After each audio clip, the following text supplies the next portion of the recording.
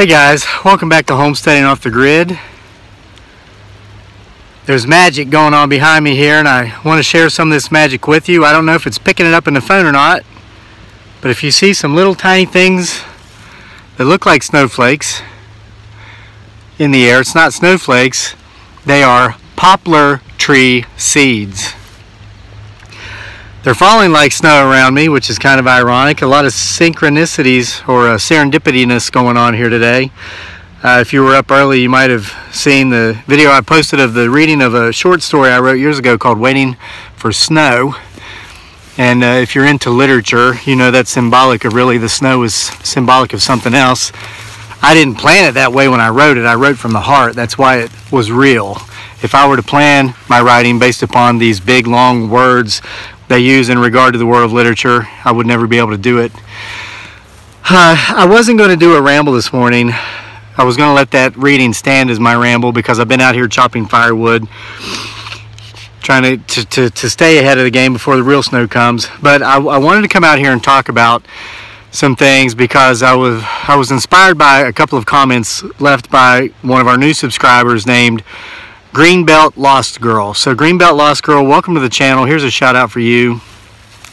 Just to share a little bit of her story with you guys. Greenbelt Lost Girl shared with us that she lost her fiance, the love of her life, several years ago. Wow, here comes some seeds. Check it out. Can you see them?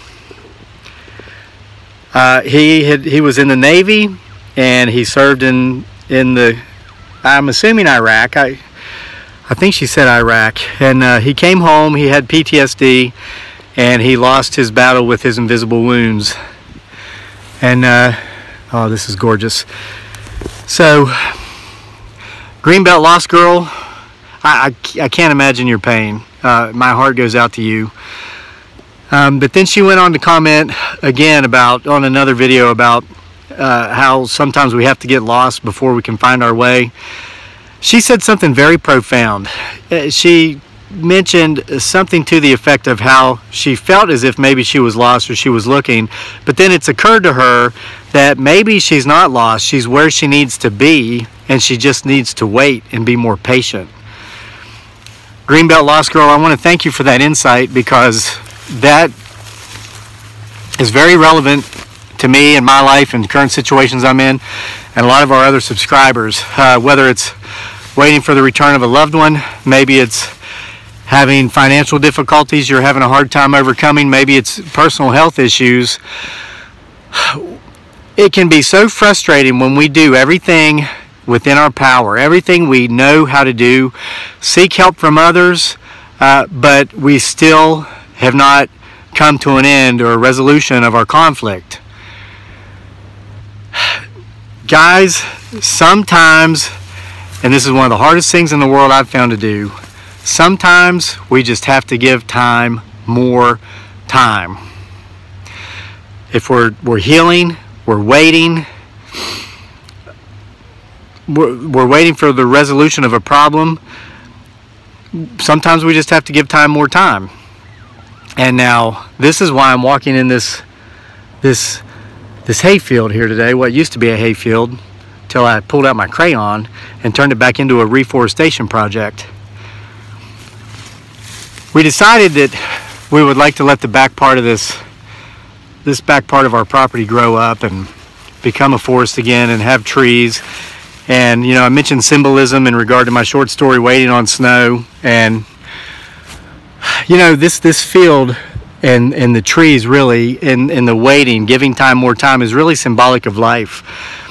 It's gone 2 full years now without being mowed down as hay, and over the last 2 years, and this is small beans compared to what Greenbelt Lost Girl's going through, compared to the snow I'm really waiting on, compared to, you know, our friend Amy here on the channel just lost her pet, her little puppy, a miniature Dachshund she'd had for 15 years. Shout out to UPS KC, who shared a very touching story about feelings of guilt associated with some tragedy there that happened many years ago that he struggled with and wrestled with for a long time.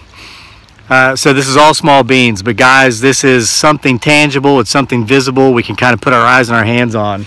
as I walk around through this field now, 2 years, there's a little eastern red cedar behind me.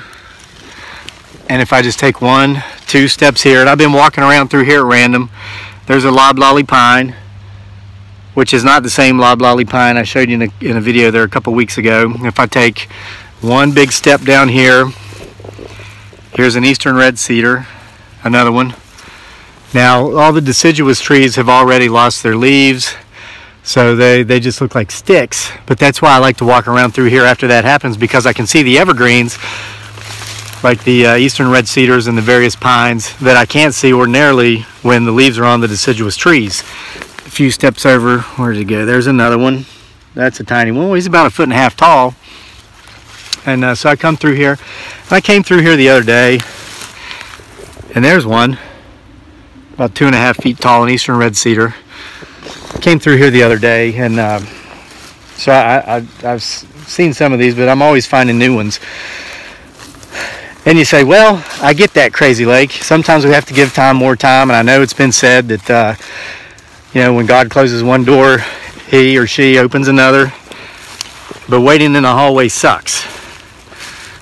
Yeah, that sucks. So what do we do while we're waiting in the hallway? Well, what I've found is just, and this is, I'm no expert, and I'm really not qualified to give this advice, and I've made videos on that. Stay busy, stay active. Be productive if possible, because there is a difference between being busy and being productive. I just always figured, well, if I'm going to be busy doing anything, maybe I may as well be productive. That being, get things done that need to be done, not just be busy kind of running around and chewing on the fat with people that really don't mean much to me anyway in the grand scheme of things. That sounds callous, but my family is of the utmost importance to me, and I've kind of prioritized them to such a degree to where I really don't even socialize. Don't care to, and don't even enjoy it in the rare occasions that I do it. But stay active, be productive, have faith that door will open, because the place I'm standing right now is, if I were to take a shovel and try to break this soil, I would only get down about 3 or 4 inches, and then I'd hit solid rock. We have this part of our hill that goes steeply down over to where our pond and our homestead and all that firewood I'm cutting up down there is rock, really. You would think nothing would grow here. We've seen the deciduous trees coming up on the rest of this back part of the field everywhere except here. The only thing we seem to get here are weeds and briars and thistles. And I've looked out here over the last couple of years. Pretty much like a bald spot or a barren spot that sticks out because of this rock underneath the surface. And I've said, gosh, that's terrible that nothing's going to grow there. We're going to have all these beautiful trees up there on that upper part of that meadow, but there aren't going to be any trees there. And I became impatient. I was frustrated. I finally came to acceptance and said, well, maybe it's just not meant to be. And kind of by default, I've given time more time. And now,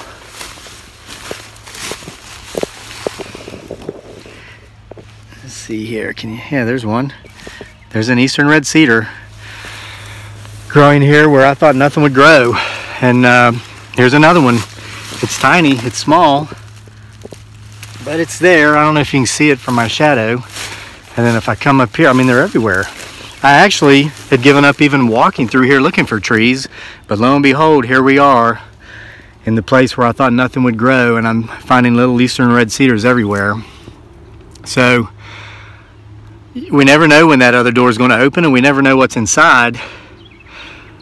But as far as the wait goes, whether it's the return of a loved one, maybe it's healing from the loss of a loved one, maybe we're waiting on the next chapter in our life after one chapter closes. As difficult as it can be, and as hard as it is to do, sometimes we just have to give time more time. So, greenbelt girl, greenbelt lost girl, I hope that helps in some way. I sincerely want to thank you for subscribing to our channel and commenting on our videos. I want to thank everybody who subscribes and watches our videos and comments. You're part of the group here that always adds to the conversation, which makes the conversation better.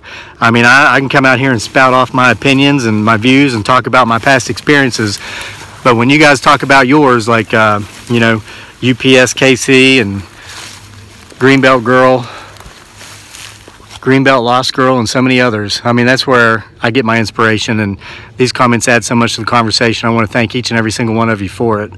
So I'm going to get back down there. Miss Dearly's actually going to come out and help me chop firewood today.